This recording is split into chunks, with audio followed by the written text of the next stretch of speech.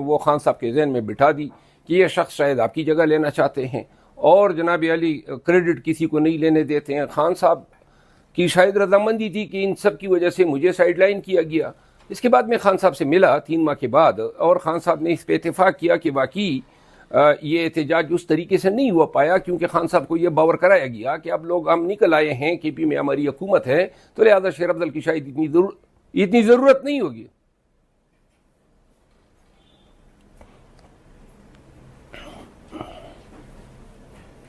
Convention था free Khan 9 एक हमने अब माठो दिया है, वहाँ मैंने तकरीर की और वहाँ मेरी तकरीर से कबल वर्कर्स ने सूबाई चंद वज़रा पे तनकीद की और 2-3 ऐसे अमूर हैं जिन पे पूरी पार्टी को एतराज़ हैं, जिस तरह उन पुलिस अफसरान को अच्छे मनासिब देना जिन्होंने हमें मारा पीटा, हम पे गोलियां चलाई, हमारे वर्कर्स को मर्डर किया। लेकिन आज भी बड़ी कलीदी नशिस्तों पे, बल्कि उस वक़्त के बजाय आज के वक्त में बेहतर ओहदों पे फाइज हैं। वही IG बेटा है, वही चीफ सेक्रेटरी बेटा है जिन्होंने हमारे खिलाफ जेली मुकदमात किए, हमारे वर्कर्स को, उनके अहल खाना को घरों से खींचा, चादर चारदीवारी का तकद्दुस पामाल किया। ये चीज़ें जो हैं इनका अभी तक कोई मदावा नहीं हुआ है। लेकिन मैंने अली अमीन ख़ान के गवर्नेंस पे कोई मैंने इतराज़ नहीं किया। अलबत्ता जो चंद वज़रा थे, वर्कर्स थे, उन्होंने वेंट आउट किया अपने जो उनके ग्रीवेंसेस थे। दूसरी बात यह है कि उस कन्वेंशन में पेशावर से कोई मुंतखब नुमाइंदा नहीं आया था, जो इंतहाई काबिल अफसोस है। उन्होंने मुंतज़मीन ने बताया कि हमने तमाम को दावत दी थी। तो KP में हुकूमत को नामसाइद हालात का सामना है। अली अमीन ख़ान के हवाले से ये आप कह सकते हैं, मैंने ये बयान दिए हैं कि अली अमीन ख़ान को जो है इंतखाब एहतजाज की ज़िम्मेदारियाँ जो हैं वो न सौंपे जाए, क्योंकि वो चीफ़ एग्जेक्टिव हैं और वो जब भी क़यादत करते हैं तो नून और पीपल पार्टी और दीगर हमारे हरीफ जमातें जो हैं वो हम पे इल्ज़ाम लगाते हैं कि सूबा जो है मरकज़ पे दौड़ा चढ़ दौड़ा, और फिर ये कहते हैं सरकारी वसाइल का नाजायज़ इस्तेमाल हो रहा है। तो लिहाजा हम लोग मौजूद हैं, पार्टी की बेहतरी क़यादत मौजूद हैं, और अली अमीन ख़ान ने जो है अपने तय जो वो कर सकते थे किया, डिलीवर किया। और वाहिद वो ही थे इन 5 एहतजाजों में जिन्होंने इस रात ये गायब हुए। तो उसके बाद मैंने इनसे फ़ोन पे रब्ता करना चाहा तो इसका व्हाट्सएप जो नंबर था वो अचानक जो है गायब हो गया, यानी व्हाट्सएप पे वो नज़र ही नहीं आ रहा था कि यह नंबर व्हाट्सएप पे नहीं है।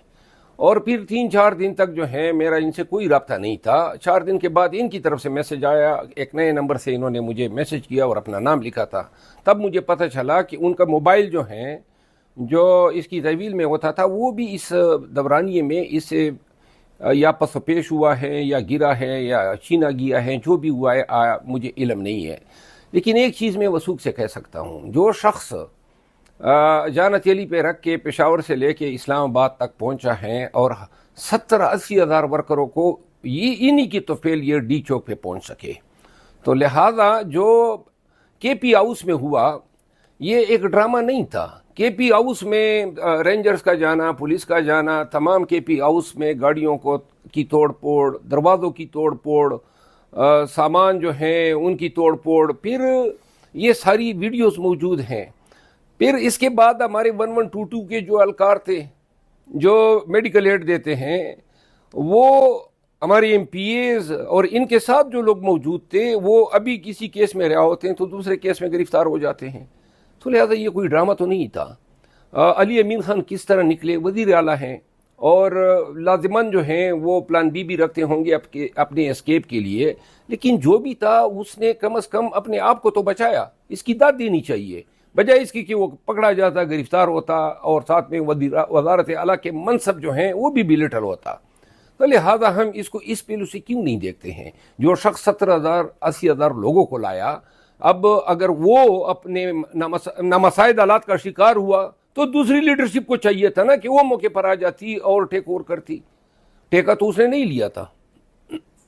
जानता हूँ 9 मई के बाद से लेकर 11 अप्रैल तक तमाम एहतजाजों की क़यादत मैंने की। तमाम जलसे, जुलूस, रैलीज, कन्वेंशंस, ये सब जो हैं पूरे मुल्क में। और इस एहतजाज के प्रोसेस में मुझे पता चला कि कौन लोग जो हैं वो जुर्रत रखते हैं बाहर निकलने में, कौन लोग जो थे उनको बार बार कहने के बावजूद हमारे साथ मुलाकात तक गवारा नहीं करते थे, फ़ोन अटेंड नहीं करते थे।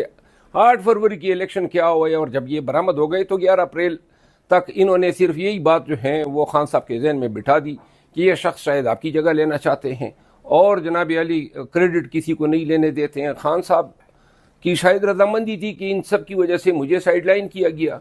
इसके बाद मैं खान साहब से मिला 3 माह के बाद और खान साहब ने इस पर इतफाक़ किया कि वाकई ये एहतजाज उस तरीके से नहीं हुआ पाया क्योंकि खान साहब को ये बावर कराया गया कि अब लोग हम निकल आए हैं, KP में हमारी हुकूमत है, तो लिहाजा शेर अफजल की शायद इतनी ज़रूरत नहीं होगी। वो खान साहब के जहन में बिठा दी कि ये शख्स शायद आपकी जगह लेना चाहते हैं और जनाब अली क्रेडिट किसी को नहीं लेने देते हैं। खान साहब की शायद रजामंदी थी कि इन सब की वजह से मुझे साइडलाइन किया गया। इसके बाद मैं खान साहब से मिला 3 माह के बाद और खान साहब ने इस पर इतफाक़ किया कि वाकई ये एहतजाज उस तरीके से नहीं हुआ पाया क्योंकि खान साहब को ये बावर कराया गया कि अब लोग हम निकल आए हैं, KP में हमारी हुकूमत है, तो लिहाजा शेर अफजल की शायद इतनी ज़रूरत नहीं होगी।